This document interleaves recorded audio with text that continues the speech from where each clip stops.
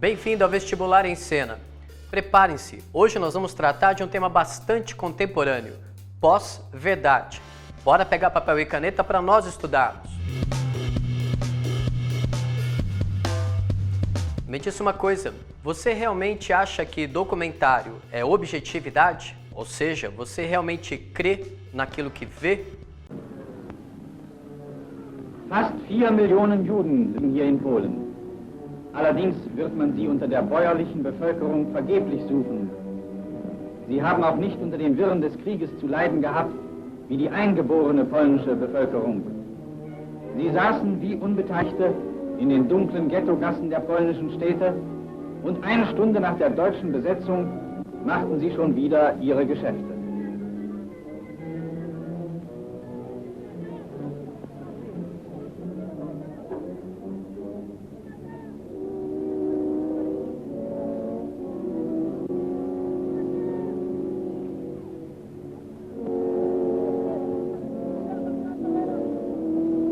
Wir Deutschen haben schon vor 25 Jahren einmal Gelegenheit gehabt, einen Blick in das polnische Ghetto zu werfen. Como sabemos, a confusão entre política e publicidade tem um potencial explosivo para detonar a estabilidade da evidência dos fatos. Do que eu estou dizendo? Como diria Paul Virilio, como nós sabemos, o poder baseado nas armas até que é bom. Porém, nada melhor e mais gratificante do que cativar e manter o coração de um povo. E nisso, infelizmente, algumas vezes, o cinema foi uma arma bastante eficiente. Você já ouviu falar em pós-verdade? Pois é, o conceito existe, dá o que falar e ganhou volume ao longo da última década. E diz como as pessoas preferem acreditar em verdades que não guardam muita relação com os eventos ou então com a evidência dos fatos. Ao contrário, as pós-verdades são crenças baseadas em interesses e afetividades. Algo como acreditar no Trump quando ele diz que o Estado Islâmico foi inventado pelo Barack Obama. Ou então, para pegar um caso brasileiro bastante cotidiano, é acreditar que de fato a grande responsável pelos estupros é a roupa que a mulher usa. Ou seja, nós adoramos pós-verdades quando aderimos aos discursos que só fazem reforçar as nossas próprias crenças e convicções pessoais, em vez de fato nos preparar e nos enriquecer para o debate público e político.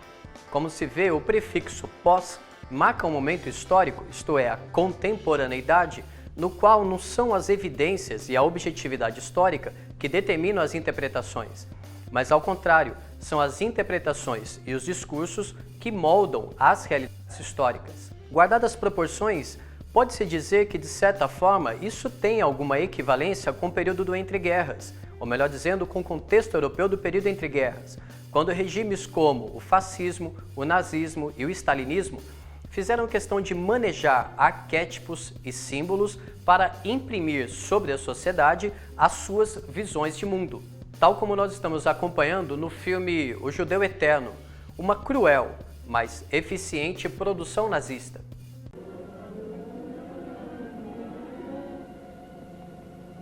Wo Ratten auch auftauchen, tragen sie Vernichtung ins Land, zerstören sie menschliche Güter und Nahrungsmittel. Auf diese Weise verbreiten sie Krankheiten, Pest, Lepra, Typhus, Cholera, Ruhr und so weiter.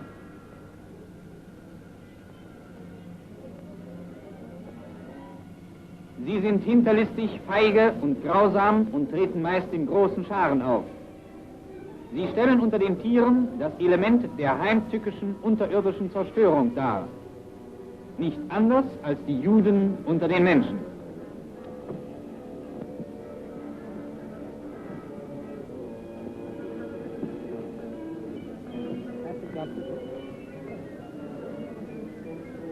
O filme foi realizado após imagens serem coletadas com a ocupação da colônia e estreou em novembro de 1940 com a presença da cúpula do Partido Nazista. Algo como a célebre cena de Os Bastardos Inglórios, se lembra? O filme se trata de uma das mais infames propagandas racistas da história do cinema. Afinal de contas, ele se propõe uma versão oficial e objetiva de um povo considerado parasita, tal como os judeus são qualificados no discurso fílmico. E a fim de reafirmar a inferioridade do povo judeu e a sua natureza intrinsecamente pervertida, surge uma voz over que diz: o filme nos mostra em cenas autênticas, feitas nos guetos poloneses, como os judeus são, antes de se encobrirem atrás da máscara de europeu civilizado. Pois é, dessa forma você vê como o cinema tinha suas finalidades publicitárias, ou melhor dizendo, como o cinema passou a ser uma eficiente arma de propaganda e preparava a atenção pública para a deportação em massa, o confinamento e o extermínio do povo judeu, tal como vemos na questão 51 da prova da UERJ, realizada no ano passado em 2016. A leitura iconográfica do cartaz permite identificar em primeiro plano as bandeiras da Inglaterra, dos Estados Unidos e da União Soviética, e um sujeito grande e gordo por trás delas, ostentando um pingente com a estrela de Davi.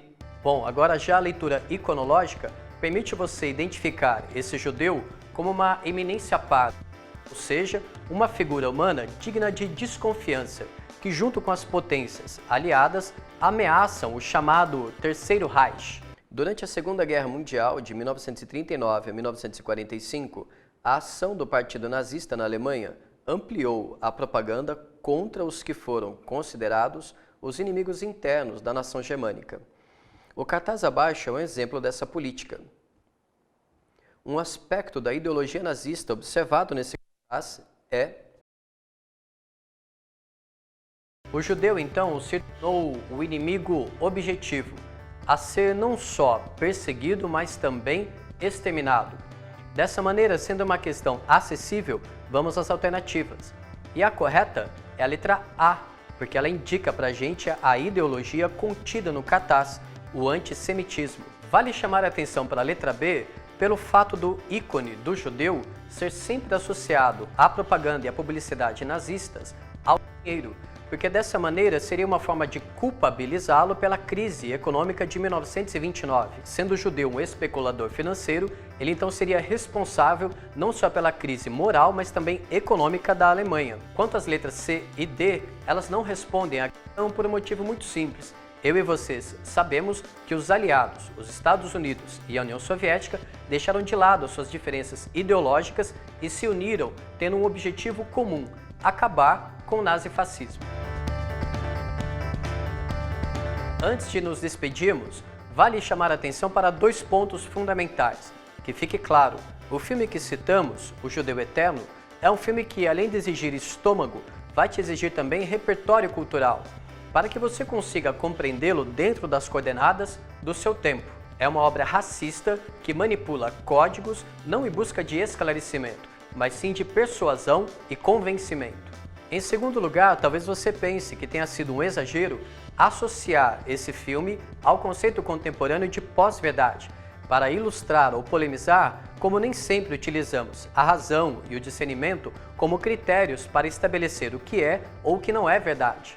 Mas, se nos permitem, nos parece que, da mesma forma que o cinema colocou em xeque aquela razão iluminista no período do entreguerras, ao exigir a nossa adesão ao fascismo da persuasão, os algoritmos das redes sociais, hoje em dia, também comprometem o debate político, pois confundem o concordar com o compreender, em vez de valorizar o contraditório como um trunfo político. E vocês, já pensaram a respeito desse tema? Já sentiram um gostinho de uma pós-verdade? Pois é, deixe os seus comentários aqui conosco e a gente bate um papo a respeito. No mais, continue nos acompanhando. Mandem sempre as suas dúvidas, críticas e sugestões. Convidem as amizades para essa nova temporada de 2017. Abraços fortes e até a próxima!